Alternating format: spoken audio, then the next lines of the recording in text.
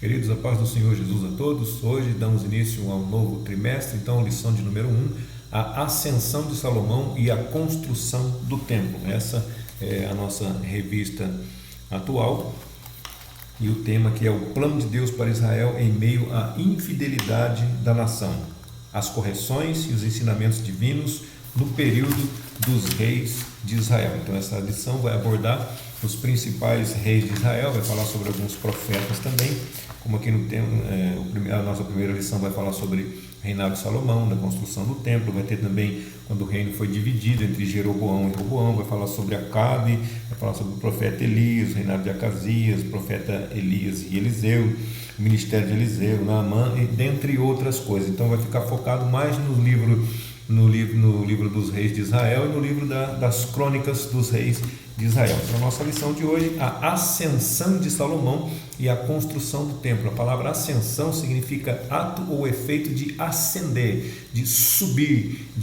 significa elevação, significa subida. Então a subida de Salomão, a elevação de Salomão e a construção do templo. Então Salomão ele foi exaltado, Salomão ele foi elevado por Deus, exatamente por Deus. O objetivo geral da nossa lição é expor a necessidade de permanecer em comunhão com Deus. Meu irmão, nós temos a necessidade de permanecer, de estar em comunhão e de permanecer em comunhão com o nosso Deus. Não é somente eu tenho comunhão hoje, amanhã não tenho, não, tem que ser constantemente, tem que ser diariamente, tem que permanecer, tem que persistir em ter comunhão com o nosso Deus.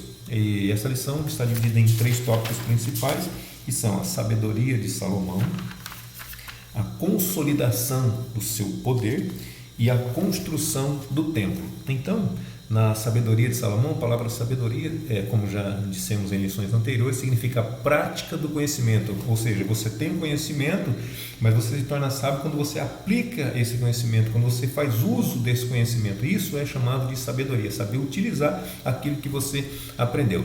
Então também esse tópico está dividido em 3 subtópicos, que são a virtude de Salomão, o sábio pede sabedoria, e o terceiro, a sabedoria na prática de vida. Então, a virtude de Salomão, a palavra virtude, segundo o dicionário da língua portuguesa, diz que é o conjunto de boas qualidades morais. Também diz que é a disposição constante de espírito de exercer o bem e de evitar o mal. Então, a virtude de Salomão, também Salomão, a palavra Salomão, original hebraico, ela significa pacífico, ela vem da palavra paz, que significa shalom, que é o cumprimento deles lá. Shalom significa paz, saúde, prosperidade. Não é somente paz, mas é tudo isso daí e um pouco mais ainda. Primeiro livro dos Reis, capítulo 3, versículo 5, diz assim: E em Gibeão apareceu o Senhor a Salomão de noite em sonhos e disse-lhe Deus: Pede o que quiseres que te dê. Então Salomão, em sonho, Deus apareceu para ele e falou assim: Salomão, você pode pedir o que você quiser.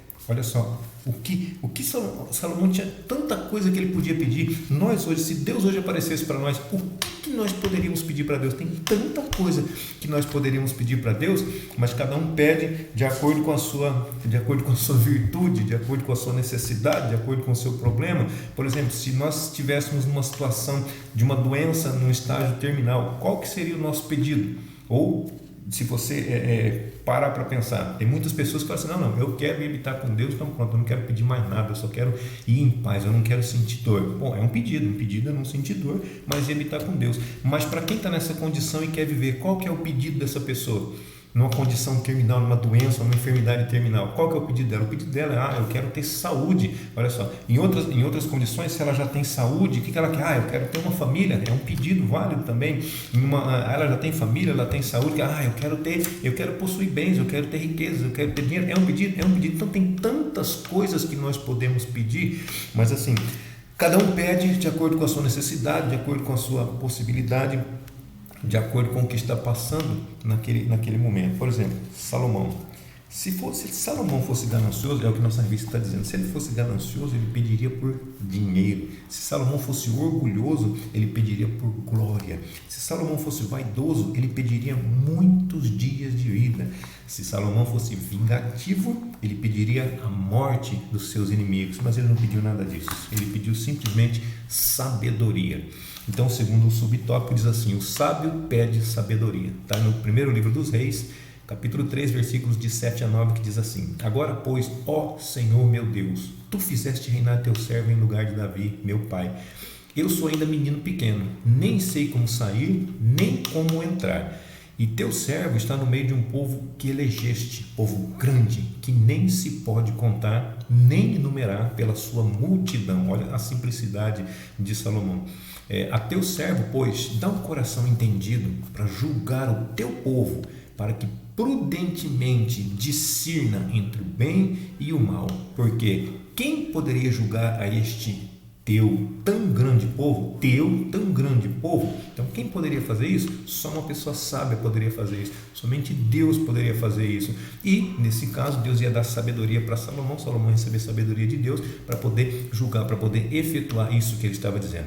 Mas como que nós podemos saber que Salomão já era sábio? O sábio pede sabedoria, o que está dizendo aqui, não é?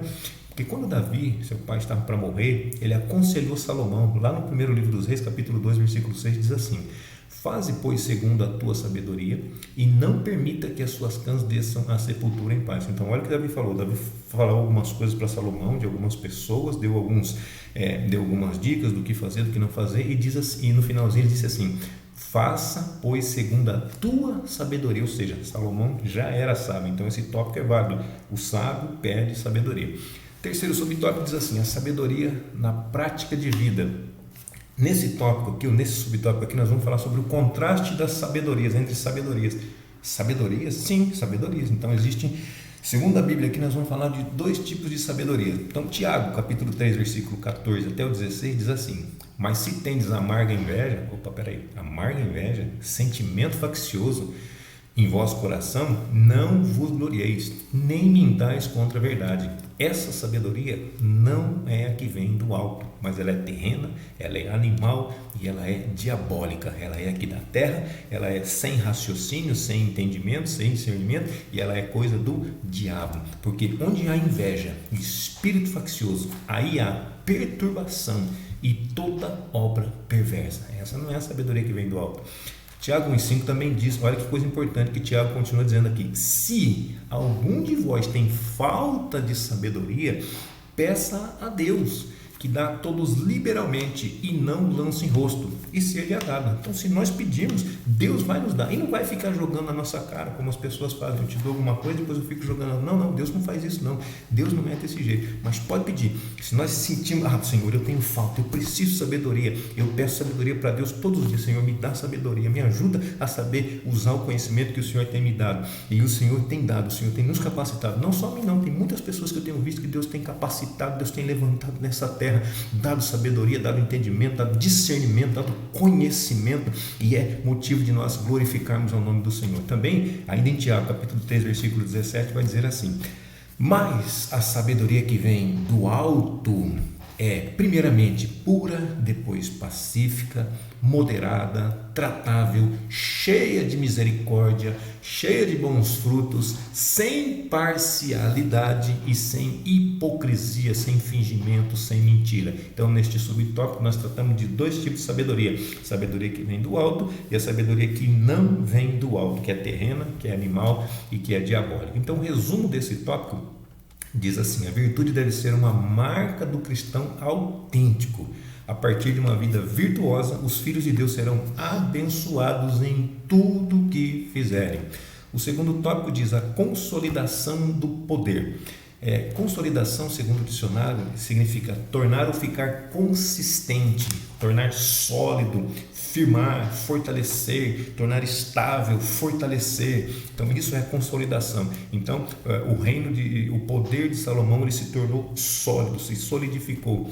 Então, a consolidação do poder. A palavra poder também significa ter a faculdade de, ter autorização ou permissão para, estar em condições para, ter capacidade ou força para, ter autoridade para. Isso é poder. Então, o primeiro subtópico desse tópico diz assim: a glória do reino de Salomão. Glória, segundo o dicionário, também diz que é honra, fama, celebridade adquirida por obras, feitos, virtudes, talentos, etc, etc, etc. Também significa homenagem, significa esplendor, significa magnificência. Então, a glória do reino de Salomão, a honra, a fama, a celebridade do reino de Salomão. O primeiro livro dos Reis, capítulo 4, versículo 24, diz assim: porque dominava sobre tudo quanto havia da banda de cá do rio Eufrates, de Tifsa até Gaza, sobre todos os reis da banda de cá do rio, e tinha paz de todas as bandas em roda dele. Também 1 Reis capítulo 4, versículo 20.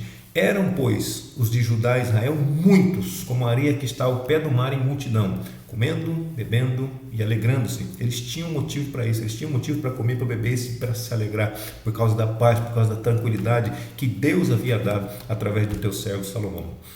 1 Reis capítulo 4, versículo 25 também diz assim: Judá e Israel habitavam seguros. Olha, mais um motivo para glorificar a Deus. Habitavam seguros, cada um debaixo da sua videira, debaixo da sua figueira, desde Dan até Berseba, todos os dias de Salomão. Motivos grandes, tinham muitos motivos para glorificar o nome do Senhor. Segundo subtópico diz assim: o orgulho precede a ruína. A palavra orgulho significa manifestação de alto apreço ou conceito que alguém tem de si próprio. Orgulho significa soberba, ego exaltado, cheio de si.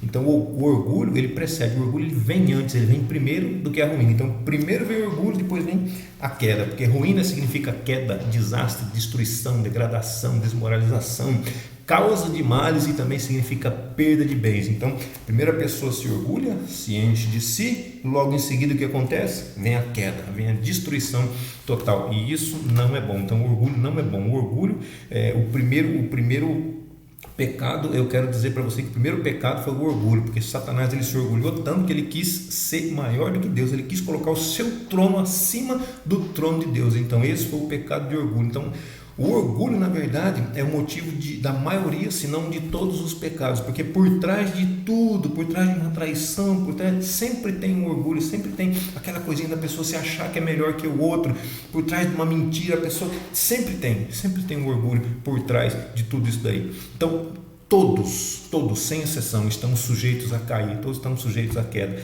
mas ninguém cai de repente, queridos. A pessoa tropeça lá atrás, vem se enroscando, vem tentando se equilibrar e tal, até que chega o momento da queda. Não é assim, do nada o camarada caiu. Não é do nada. Sempre vem acontecendo algumas coisas que vão tirando a nossa comunhão com Deus, algumas coisas que vão nos afastando de Deus, algumas coisas que nós consideramos tão pequenas, tão minúsculas, e são estas coisas que vão minando as nossas forças espirituais. São essas pequenas coisas, quando eu deixo de orar, quando eu deixo de meditar, quando eu deixo de jejuar, quando eu deixo de buscar a Deus, quando eu deixo de visitar, quando eu deixo de fazer uma obra social, quando eu deixo de fazer alguma coisa que eu deveria ter feito. Tiago diz assim, que aquele que sabe fazer o bem e não faz, comete pecado. Então não é aquilo que eu faço de errado, somente isso que é pecado. Não, o que eu sei fazer de certo e deixo de fazer também é pecado. Então são coisas que vão se unindo, são coisas pequenas que vão se unindo e vão se tornando uma coisa grande, até que chega o momento da queda. Então com Salomão não foi diferente, ele foi fazendo pequenas concessões. Concessão significa permissão, autorização. Vou permitir isso, vou autorizar aquilo, aí no seu coração. E também ele foi estabelecendo acordos políticos. Então ele arrumava, fazia um acordo político com um determinado país, se casava com a filha do governante, com a filha do rei daquele país, e com isso ele foi fazendo vários acordos políticos, foi se casando com várias mulheres, e assim foi minando a sua força. E aos poucos essas mulheres com que ele se casava foram corrompendo o seu coração, foram corrompendo os seus valores espirituais. Então ele não caiu de uma hora para outra, ele foi caindo aos poucos. Então algumas coisas do que Salomão fez aqui, 1 Reis, capítulo 11, versículo 1 a 8. Você está ouvindo eu dizer assim, 1 Reis, 2 Crônicas, mas é isso mesmo, tá bom? O Antigo Testamento, ele é sempre utilizado no masculino porque eles são livros. Então, 1 Reis, eu estou simplesmente abreviando. 1º livro dos Reis, 2º livro das Crônicas. Então, 2 Crônicas, 1 Reis, tá certo? O que eu estou falando está de forma correta. Então, 1 Reis, capítulo 11, versículos de 1 a 8. E o rei Salomão amou muitas mulheres estranhas ao pacto, estranhas ao conhecimento de Deus. E isso, além da filha de Faraó, moabitas, amonitas, edomitas, sidônias e etéias, das nações que o Senhor tinha dito aos filhos de Israel: não entrareis a elas, e elas não entrarão a vós. Vocês não podem se misturar com essas nações. De outra maneira, perverterão o vosso coração para seguirdes os deuses. A estas se uniu Salomão com amor. Então veja bem, Salomão fez o que não era para ser feito. Então foi fazendo concessões, foi dando permissões, foi fazendo coisas que não era para fazer, coisas que ele podia achar que era pequenas, ou que nós podemos achar também que é pequenas, e vai fazendo coisinha. Olha o total que chegou. E tinha 700 mulheres. Imagina a quantidade de pacto político que ele não tinha, acordo político, princesas e 300 concubinas, e suas mulheres lhe perverteram o coração. Então, ao todo, Salomão tinha 1000 mulheres, e suas mulheres lhe perverteram o coração. Porque sucedeu que no tempo da velhice de Salomão, suas mulheres lhe perverteram o coração para seguir outros deuses, e o seu coração não era perfeito para com o Senhor. Tinha uma parte que era do Senhor, mas não era 100%, e nós precisamos ter o nosso coração 100% do Senhor, 100% de Deus.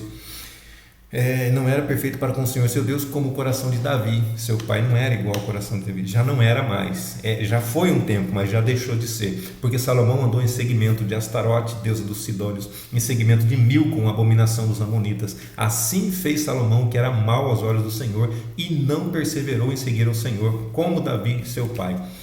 A perseverança aqui, e não perseverou. Então ele começou bem, ele começou fazendo as coisas certas, mas ele não continuou. Então ele começou a fazer, o reino dele começou a ascender, a crescer, a desenvolver, mas ele parou. Ele deveria perseverar, deveria continuar, ainda que não continuasse subindo, mas deveria permanecer. Não, aí começou a decadência, começou a queda.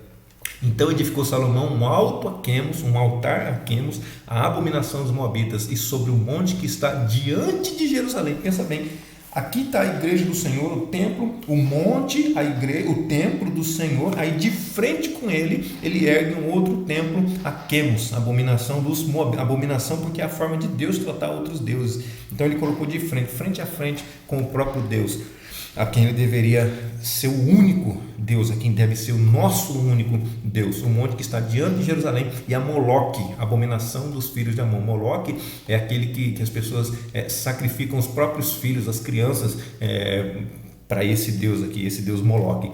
E assim fez para com todas as suas mulheres estrangeiras, as quais queimavam incenso e sacrificavam a seus deuses.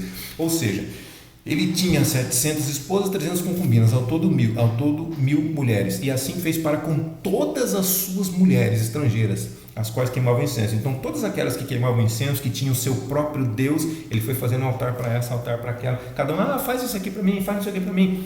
Salomão foi fazendo, foi concedendo isso aí. Então o resumo desse tópico diz assim: devemos ter cuidado com as concessões, com as autorizações, com as permissões que fazemos, pois uma vida de entrega ao pecado começa com pequenos deslizes, pequenos escorregões. Então o terceiro tópico diz a construção do templo, o nobre propósito de Salomão. O nobre significa ilustre, distinto, honroso, apreciável, elevado, excelente. Então Salomão tinha um propósito excelente, um propósito honroso, um propósito apreciável, e propósito significa aquilo que se pretende alcançar ou realizar, significa intento, significa projeto, significa finalidade. Então ele tinha isso daí. Onde está isso? 1 Reis capítulo 5 versículo 5 diz assim: e eis que eu intento edificar uma casa ao nome do Senhor. Preste bastante atenção, que toda vez que você vê isso daqui, não somente nesse versículo, mas em todos os demais vai estar assim: edificar uma casa ao nome do Senhor, porque o Senhor não habita em casa feita por mãos humanas. Então uma casa ao nome, é o nome do Senhor que iria habitar na casa. Meu Deus, como falou o Senhor a Davi, meu pai, dizendo: teu filho, que porei em teu lugar no teu trono, esse edificará uma casa ao meu nome. O próprio Deus está dizendo, Salomão, falando com Davi, Salomão vai edificar uma casa ao meu nome. Não é uma casa para mim, Deus falando, é uma casa para o meu nome. Então nós podemos notar que havia pureza no coração de Salomão nos primeiros anos do seu reinado. O segundo subtópico diz assim: o templo do Espírito Santo. Então no Antigo Testamento a visão central de Deus era no templo. O templo era magnífico, usava materiais de primeira qualidade, madeira, toda revestida de ouro, de forma, então material sempre de primeira qualidade. Então no Novo Testamento, com a morte e ressurreição de Jesus Cristo, a morada de Deus não deixou de ser lá no templo. O véu do templo se rasgou de alto a baixo. A presença de Deus, ela se tornou, ela se dissipou, difundiu para todas as pessoas. Não era somente lá no templo, não era somente o sumo sacerdote que tinha esse acesso. Todos nós temos acesso. Então Nós hoje somos a morada de Deus aqui na terra, nós somos o templo de Deus aqui na terra. Então esse é o lugar, nosso corpo físico é o lugar que deve haver riqueza e beleza, pois é o lugar onde Deus habita através de quem? Através da pessoa do Espírito Santo. A madeira significa a natureza humana, significa cheia de nós, cheia de defeito, mas o ouro significa a natureza divina. Então nós como madeira e ele com seu revestimento, e preste bastante atenção, o revestimento dele é por dentro e é por fora, não é somente por fora e também não é somente por dentro, é por dentro e por fora. Então nós como madeira refletimos a divindade do Senhor por dentro e por fora através do ouro de qual nós somos revestidos. Se não somos, devemos ser revestidos. 1 Coríntios 6,19 vai dizer: ou não sabeis que o vosso corpo é o templo do Espírito Santo que habita em vós, proveniente de Deus, e que não sois de vós mesmos? Então nosso corpo é a morada de Deus, a morada do Espírito Santo, ele habita em nós. Terceiro subtópico, a glória do Senhor. Quando os sacerdotes levaram a arca para o lugar santíssimo e também quando Deus respondeu a Salomão na inauguração do templo, foram os dois momentos em que a glória do Senhor se manifestou em forma de nuvem e os sacerdotes não podiam permanecer para ministrar. Está em 1 Reis 8:11 e o outro está em 2 Crônicas 7:1-3. Só vou ler o segundo aqui. E acabando Salomão de orar, desceu fogo do céu, consumiu os holocaustos, os sacrifícios, e a glória do Senhor encheu toda a casa. Então o resumo do tópico 3 diz assim: tudo que fizermos em prol da obra do Senhor e para a sua glória deve ser realizado com pureza de coração, com singeleza, com honestidade, com simplicidade, com humildade. Romanos 13, de 1-2 diz assim: toda alma, ou seja, toda pessoa, esteja sujeita às autoridades superiores, porque não há autoridade que não venha de Deus, e as autoridades que foram ordenadas por Deus. Por isso, quem resiste, quem se opõe, quem vai contra as autoridades, resiste à ordenação de Deus, resistem à ordem de Deus. Quem vai contra, resiste à ordem de Deus. E os que resistem trarão sobre si mesmo condenação. Condenação que ele diz aqui é condenação do inferno. Então quem resiste, quem faz isso, quem vai contra a ordem de Deus, quem vai contra as autoridades constituídas por Deus, o seu destino, tome muito cuidado, é o inferno. Então quando eu falo mal de uma autoridade, quando eu critico um governo, um rei, quando eu falo mal, eu estou criticando a Deus. Por quê? Porque foi Deus que constituiu aquela autoridade. Eu estou dizendo que Deus errou. E se digo que Deus errou, eu assumo que Deus pode cometer erro. Quando eu digo que Deus errou, então eu estou falando assim: puxa vida, Deus pode cometer erros. Então eu assumo que Deus é falho. E se ele é falho, ele não é perfeito. E se ele não é perfeito, como que ele pode nos julgar? Como ele pode nos condenar? Então alguma coisa está errada, né? Por quê? Porque o que eu estou dizendo para você não é verdade. Olha o que diz em Romanos 3, de 3-6. Pois que, se alguns foram incrédulos, a sua incredulidade aniquilará a fidelidade de Deus? De maneira nenhuma. Sempre seja Deus verdadeiro e todo homem mentiroso, como está escrito, para que seja justificado em tuas palavras e venças quando fores julgados. E se a nossa justiça for causa da justiça de Deus, que diremos? Se a nossa injustiça for causa da justiça de Deus, que diremos? Porventura será Deus injusto, trazendo ira sobre nós? Falo como homem, de maneira nenhuma. De outro modo, como Deus julgará o mundo? Se ele for injusto, como que ele vai julgar o mundo? Então Deus é justo, a Bíblia diz: todo homem que seja mentiroso, e Deus verdadeiro. Hebreus 6,10 diz assim: porque Deus não é injusto para se esquecer da vossa obra, do vosso trabalho. Também 1 Coríntios 10,12: aquele pois que cuida estar em pé, é a conclusão da nossa lição, porque todos estão sujeitos à queda. Todos nós, ninguém é super homem, ninguém é super mulher, nós todos somos falhos, nós todos somos pecadores, nós todos temos que dominar o mal que existe dentro de nós constantemente, diariamente, para nós vencermos e não cairmos nas astutas ciladas do diabo. O versículo é 1 Coríntios capítulo 10, versículo 12: aquele pois que cuida estar em pé, olhe para que não caia. Amém? Deus abençoe sua vida, sua saúde, seu ministério, sua família, seu lar, e até a nossa próxima aula, se assim Deus nos permitir.